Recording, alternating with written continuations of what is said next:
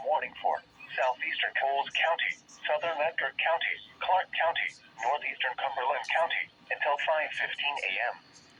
At 4:45 a.m., a severe thunderstorm was located near Casey, or 11 miles northeast of Toledo, moving east at 35 miles per hour. Expected hazards include $half-size hail.